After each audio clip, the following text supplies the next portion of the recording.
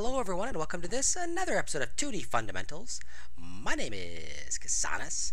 In the last episode we took a look at how to use spine to create a ball bounce loop, and that episode got pretty long, and at first it was going to be both the ball bounce loop as well as the ball bounce to a stop, but the episode ran way too long. So guys, this is basically a continuation of that episode. Today we'll be looking at the ball bounce to a stop. Alright, let's get started. Okay, so let's start off by making a brand new animation. Let's call it ball bounce, I don't know, stop. So we'll have the ball bounce to a stop. Okay, and right away you can see as soon as I started the brand new animation, we went back to the original setup position. Now, there's a couple of problems here with, I keep complaining about this graph editor, and there's a couple of problems with it. Not only am I limited in the number of keys I can see, the number of keys I can see the graph across or the curve across, but I don't have the ability to split up my translation values into x and y on the graph. All right, all I've got on the graph is one curve, and that one curve represents the way that the ball is traveling across the entire those entire two frames, both in the x and the y direction. In a case where I've got a ball that's supposed to be traveling across the screen, and I want it moving in the x, and the motion in the x is independent to the motion in the y. As far as timing is concerned, we've got ourselves a problem. We can't simply use one cog point like this, one joint. So what I'm going to do, I'm going to go back into setup for a minute. I'm going to go back here to setup, and I'm going to go to create, and what I'm going to do is I'm going to create a joint, and I think I'm going to create it right here at the base. Hopefully this is lined up. Boom, right there at the base. And I'm going to call this joint, I will call this joint the ball god node. All right, ball god, and I'm going to drag it. Right now you can see when I built this ball god node, I screwed up.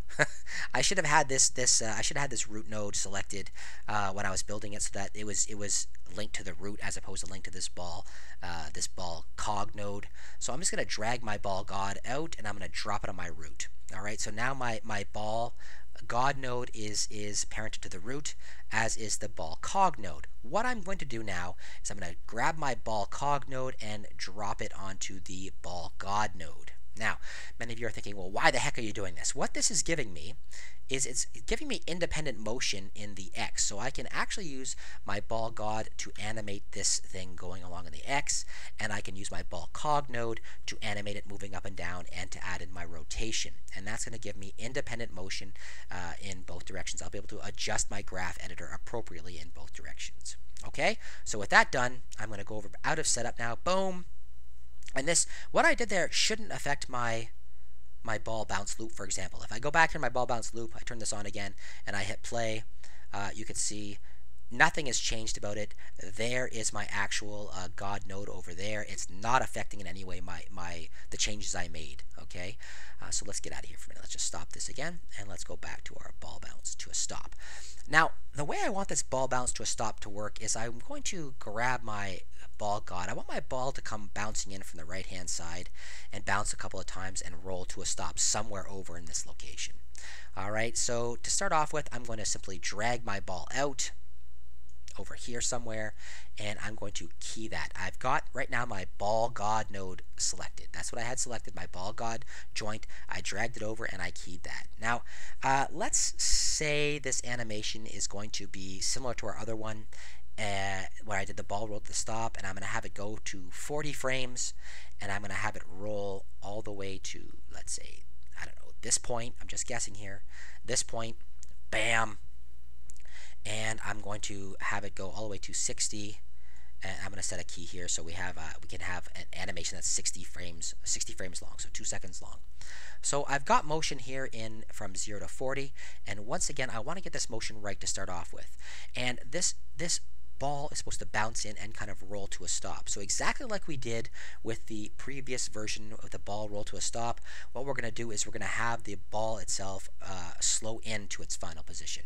Okay, so I'm going to turn on my Bezier curves, and I'm going to allow it to move at a particular rate and come to a slow stop. All right, so there we go. Boom. We've got that happening. All right, so it's coming to a stop at this point here. Okay, that is my motion in the X direction. And like I said, the way I've done it, it's completely independent from the motion in the Y direction. Okay, sorry about that, guys. A little interruption there. Okay, so we've got our ball working appropriately in the X direction. Now we have to worry about having our ball bounce properly along the Y and moving up and down the Y and rotating properly. And I'm not really sure how I should proceed. There's a couple of things that I know for sure. I know I'm only going to be using my scale to do the squash and stretch. I've got shear here, which will allow me to angle my ball a little bit, but for the most part then I need my ball in a very particular orientation, especially when I've only got my scale available for my squash and stretch. If I was doing something with a mesh, it would be far easier to squash or move this in the direction I want it to, but I don't have my mesh available. I'm not going to use the mesh to do this. So what I think I'm going to do, let's get our ball moving up and down properly first of all, and we'll work with the rotation in a second.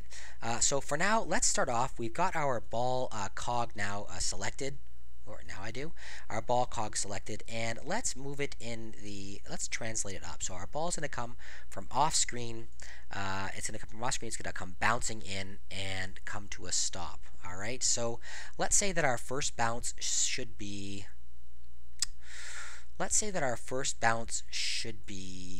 I don't know, if I get this part wrong, the whole thing is going to screw up. So let's say that our first bounce is going to be at, let's say 6 frames. Let's say right here. So our ball is going to hit the ground right here. All right, and we know where the ground is. The ground is going to be our God node. All right, so I'm going to key this. And let's say that it bounces and it stays in the air for 12 frames, maybe 12 frames after that. So let's move this across to 6 plus 12 is 18. Let's move this across to 18 and let's have it hit the ground again here. So I'm going to key this. It's only going to bounce much less here. So this was 12 frames. Let's move this across 9. So let's say 27. And it's going to bounce here. And then it's going to roll to a stop at 40. All right, so that's my up and down motion. That's my up motion anyway. All right, so halfway between 6 plus 6 is 12. It's going to bounce up this high, let's say. I'm going to key it. And then at halfway through 9 is, let's say, 5. So this is 18, 23. It's going to bounce this high. So you can see that what I've done here is I've had it bounce less each time. Let's play that. Boom, boom, boom. Now everything is moving in a very linear motion right now. We're not getting good bounce out of this yet. So once again, we have to go into our graph editor. So let's go to this first translation here on our ball cog, and we know that it's going to be coming in very fast, hit the ground at a very, very rapid rate. All right, so I'm going to switch this over, boom, like this, and it's coming into the ground very, very quickly. Now remember, it's at its apex here, so it's nice and smooth. It's a flat tangent here, and it's going to come boom into this one here very quickly. Let's go on to the next frame. Oh, I just moved that. Let's go on to the next frame here. All right, this next frame, once again, let's grab this frame. This next frame, it's going to be bouncing up really high and then coming to a linear at the top.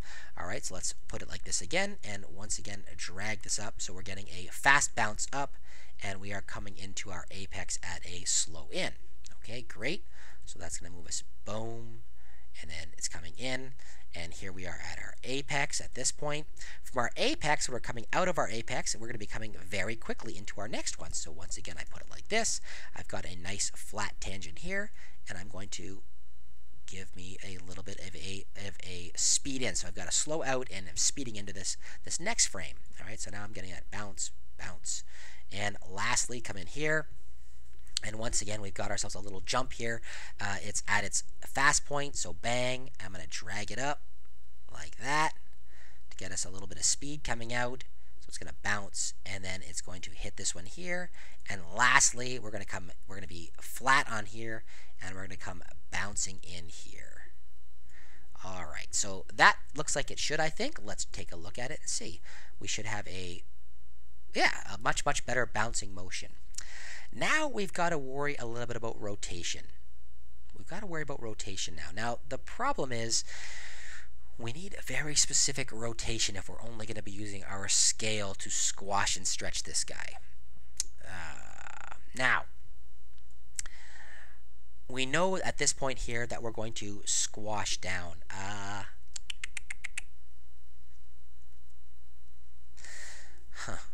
Okay, so we're following this distance here. We're going from maybe 0 rotation, I guess. I don't know if we should leave it at 0 rotation or not. And we are coming into some rotation at our squash point. At our squash point, we're going to have some rotation. We might be able to use a little bit of shear to adjust this. You know what? I wish I had thought this through before I came in and started my video. All right, let's come in here. Maybe we should work on our rotation first. All right, we know that over time we're going to be rotating. Let's see exactly what happens. We know that we're going to be rotating a certain amount over time, and this is working a lot like our other one was. So in our last video when we did a roll to a stop, we put this thing here. It's rotating quicker and slowing down. So I'm going to put this at 10 right now, and I'm going to give it a decent amount of rotation. And this is just going to be a guess. It's rotating in this direction. I'm going to put it somewhere around 220. Let's try it at 220 and see. I don't know if that's right. 220. And I'm going to key it. And I should have keyed the 0 at the beginning here. So I'm going to key 0. All right. So we've got rotation coming in. All right. And then let's go out across to, let's say, 25 for a little bit more rotation. Let's give it some more rotation. The ball's slowing down now as it rotates. I'm going to key that.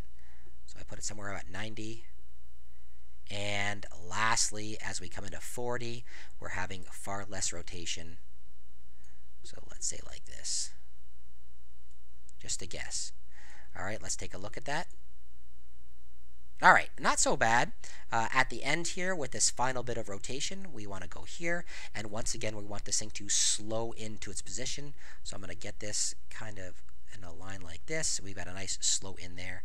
Let's see how that looks. Now, we're going to have to worry about squash and stretch afterwards. We might be able to do a little bit. That's not so bad. All right, that's good enough. I'm not going to go through and adjust it too much. Now, let's think about how the squash and the stretch is going to work. When we hit the ground, we're hitting the ground here. We actually want this thing to squash downwards. All right, and we're not so bad. We've got the squash pretty good. So I can squash this thing down in this direction. I think that's my X. So let's make this 1.2. Nope, it's my Y. So make this 0.8, 0.8. It must be some kind, it must be global. Can I set that here? Can I set?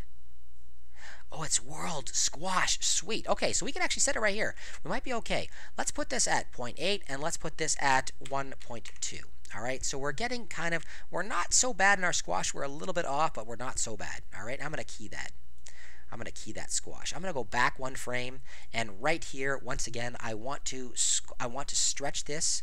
I think I want it. Do I want it local? Let's see. I want to stretch this in the. Can I stretch it like this? I can. Sweet. So let's make this 1.2. I'm experimenting with this for the first time too, guys. 1.2 and make this 0.8. All right. This actually worked out pretty darn good. Now, the only problem I've got with this, and I'm going to key this. The only problem I've got with this is as we come down here. First of all, our ball is too high, so at frame 6, I'm going to move down my translation a bit. Let's go back into translation mode, and I'm going to go back into world. So I'm moving up and down, and I'm going to put it so it's actually hitting the ground where I want it to. All right, and I'm going to key that. So that is where it's supposed to hit. Now, my big problem is I want this frame to be touching the ground. All right, that's what we've talked about. Where does it hit the ground? It hits the ground here. So I really want this frame to be traveling very quickly. I want to move this down like this so I don't have a slow in of any kind. All right, and I'm going to key that. Key. So we're having this big pop in. Now what I want to do as well is I want to prevent. Oh, that worked out pretty good. I've got my scale occurring right here. It starts off at 0, which is great.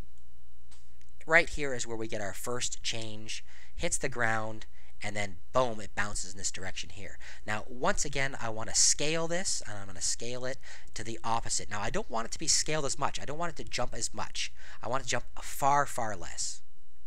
So instead of scaling it the same amount as I did here, what I'm going to do is I'm going to scale this to 1.1 instead of 1.2, and I'm going to make this decimal 9. Oops, decimal 9. All right, and I'm going to key it. All right, so I don't know if that rotation is exactly right. And I don't think the rotation is exactly right. I don't actually have any rotation here. I'm going to key this rotation. Actually, I'm going to key this so it's almost straight up and down because I want it to be straight up and down. At this point, I'm going to key it slightly. Let's see if this is going to make a difference. Let's go back to our rotation. I like the rotation here, so I'm actually going to key this rotation. I'm going to go here.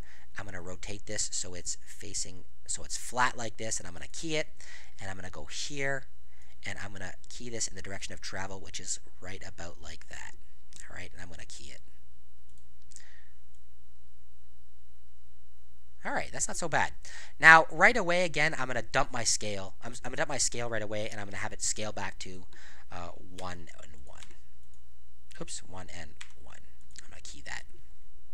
So I've dumped my squash and stretch right away, and I'm completely reliant now on perfect. All right, so that doesn't look so bad. Going. All right, let's go across here. Here's where I hit the ground again. I'm going to repeat that exact same pattern. This video is actually getting really, really long. I'm going to repeat this exact same pattern where I adjust my scale slightly and I move forward, all right? So I'm basically going to have it come in at whatever the value here was my scale. Actually, I'll do this one here. So this right here is going to squash again. This is where I hit the ground. I'm going to squash this. I'm not going to squash it as much, all right? So this time I'm going to squash it in the scale. I'm going to squash it in the local, in the world, parent. I guess I got to do a world. All right, I'm going to squash it down a little bit here in the Y, but I'm only going to squash it down in the Y 0.9 this time, and I'm going to only scale it up 0.1. All right, and that's going to be my proper stretch. Now I'm going to key that. I'm going to set my rotation here, like I did last time. And I'm going to set my rotation here, like I did last time. And at this point here, I'm going to adjust my rotation so that it's slightly off. This might give it an odd look. Let's see. I'm just going to move it down. I'm going to move it like this. So I'm kind of hitting flat. I'm going to key it, and I'm going to move my translation down a bit so we're touching the ground. And I'm going to key my translation. All right. At this point here, I know I want my rotation. I'm going to adjust it a bit. This. I'm going to key it.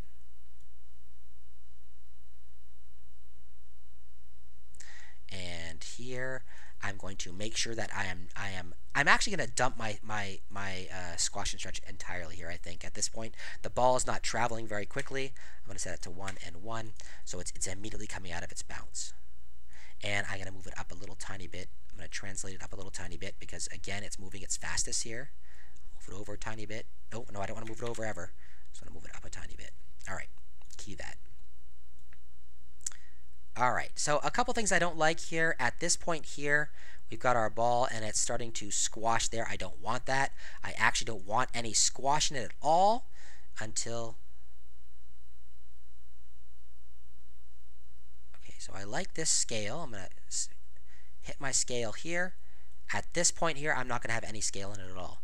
I'm going to have 1, and I'm going to have 1. Oops, and 1. Scale. So now I'm only getting my stretch just before I hit the ground. Okay, so let's take a look at that. All right, not so bad. Looks like I got a little pop in there somewhere. I can't see where it is. When I'm playing, it might be just my playback. It's right here. I don't like this. Oh, this is why. My translation is too high off the ground. At this point in time, guys, we shouldn't have this. We want to make sure that we are translating and we're touching the ground at this point.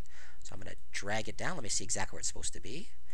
It's supposed to be right there along that line, right on that line, so that's good. Let's drag this down so it's touching the ground. It's a little too low right there. And I'm going to key it. And that way I do not have a slow into my bounce. Let's take a look at that. Not bad. That doesn't look so bad at all. That doesn't look so bad at all, guys. I'm not going to keep playing with it. I could keep playing with it, adjusting a little more, a little more, a little more.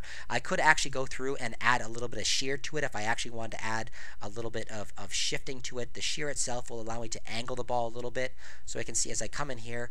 Let's say, let me see, this frame. Yeah, that one's not so bad.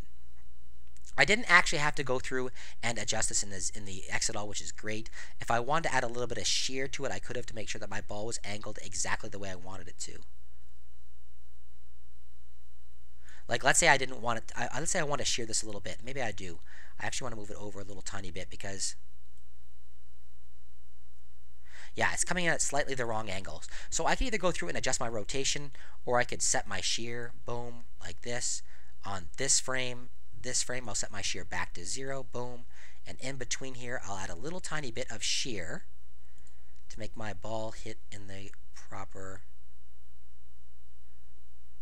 orientation. Maybe a little bit like that. Let's see how that looks. And I'm just getting nitpicky here. And that's what animation's about, though, being nitpicky. Anyway, guys, I'm not going to go through and adjust this anymore right now. I don't know if I like the way it hits right here. You know, I think it goes up a little bit too high. I think it goes up a little bit too high as it bounces right here. I'm going to adjust this translation down a bit. It's not going to bounce as high. Let's see how that looks.